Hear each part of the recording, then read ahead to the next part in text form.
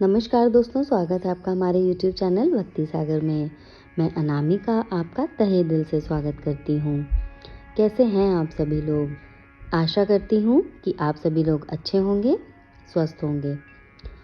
अगर आपको हमारा चैनल अच्छा लगता है तो प्लीज़ हमारे चैनल को लाइक करिए, सब्सक्राइब करिए और शेयर ज़रूर करिए। दोस्तों, श्रावण मास का प्रारंभ हो चुका है। श्रावण मास मतलब सावन का महीना, और सावन का महीना भगवान शिव को सबसे अधिक प्रिय है। सावन में भगवान शिव की विशेष पूजा होती है। आज मैं आपको बताऊंगी सावन में भगवान शिव की पूजा क्यों की जाती है और इसका धार्मिक महत्व क्या है। दोस्तों, हिंदू धर्म के अनुसार श्रावण मास या सावन का महीना भगवान शिव को समर्पित है।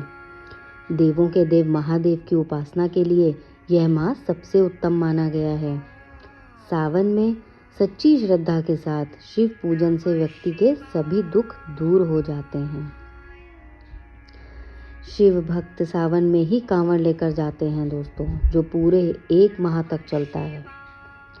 शिव पुराण के अनुसार सावन मास में भगवान शिव और माता पार्वती भूलोक पर निवास करते हैं। दोस्तों, क्या आप जानते हैं कि सावन माह में शिव की पूजा क्यों होती है और यह मास उन्हें इतना पसंद आखिर क्यों है? आज मैं आपको ये सब चीज़ें विस्तार से बताऊंगी। दोस्तों, पौराणिक कथाएं जो थी उनके अनुसार समुद्र मंथन सावन मास में ही हुआ था, और इस मंथन से विष निकला तो चारों तरफ हाहाकार मच गया था।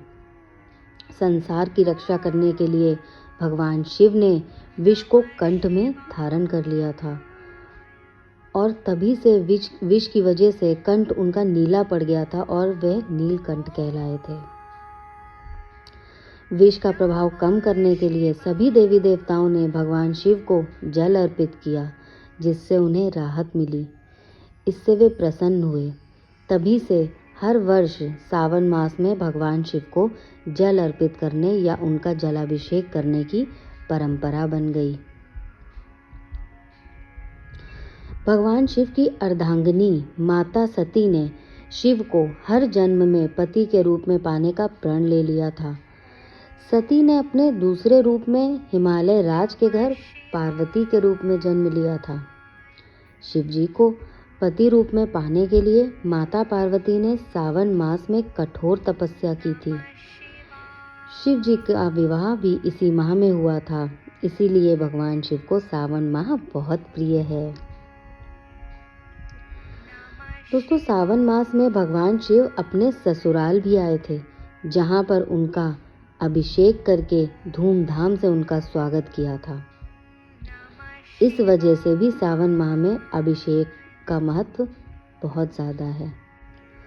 और सावन के महीने में सोमवार के दिन का भी विशेष महत्व है। इस दिन पूजा करने से न केवल चंद्रमा बल्कि भगवान शिव की भी कृपा मिल जाती है। कोई भी व्यक्ति जिसको स्वास्थ्य की समस्या हो, विवाह की मुश्किल हो या दरिद्रता छाई हो, अगर वह सावन के हर सोमवार को विधि पूर्वक भगवान शिव की आराधना करता है तो उसे तमाम समस्याओं से मुक्ति मिलती है।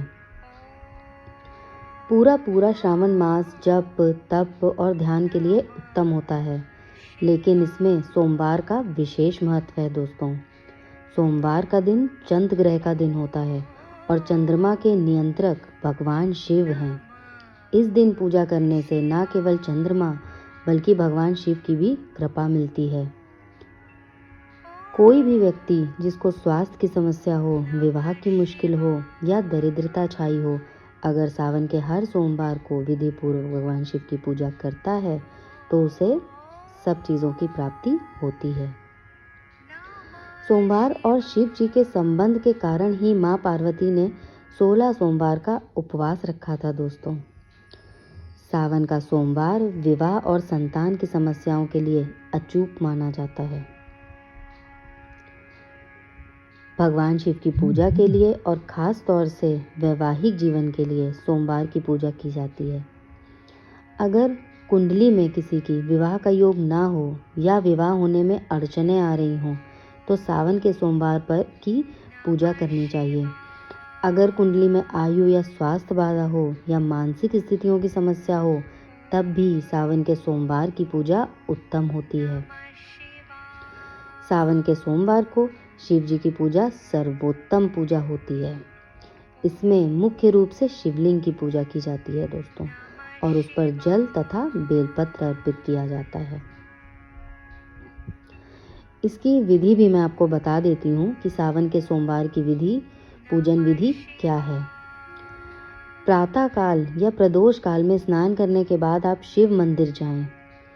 घर से अगर आप नंगे पैर जा सकते हैं तो बहुत अच्छा है, आप नंगे पैर ही जाएं तथा घर से ही लोटे में जल भर के मंदिर तक ले जाएं। मंदिर जाकर शिवलिंग पर जल अर्पित करें और भगवान को साष्टांग करें। वहीं पर खड़े होकर शिव मंत्र का 108 बार जाप करें। दिन में अगर हो सके तो आप सिर्फ फलाहार करें। सायंकाल भगवान के मंत्रों का फिर से जाप करें तथा उनकी आरती करें। अगले दिन पहले अन्न वस्त्र का दान करें, तब व्रत का पारायण करें। इस तरह से आप सावन के सोमवार का विशेष लाभ उठा सकते हैं। प्रयास करें आप कि शिव जी की पूजा प्रदोष काल में ही की जाए। इस समय शिवलिंग पर बेलपत्र और जल की धारा ही अर्पित अगर आप करेंगे, इसके बाद शिव जी के मंदिर में एक घी का दीपक भी जलाएंगे, तो इसके बाद शिवलिंग की परिक्रमा भी करें। शिव जी से जो मनोकामना आपको करनी है उसकी पूर्ति की प्रार्थना करें। शिव जी आपकी मनोकामना अवश्य पूर्ण करेंगे। उम्मीद करती हूँ कि आपको आज का हमारा टॉपिक अच्छा लगा हो और शिव जी की पूजा अर्चना से जुड़ी बातें जो मैंने आपको बताई हैं, आप उन बातों पे अवश्य गौर करिए और सावन के सोमवार का लाभ उठाइए। इसी के साथ ही मैं आपसे विदा लेती हूँ। धन्यवाद।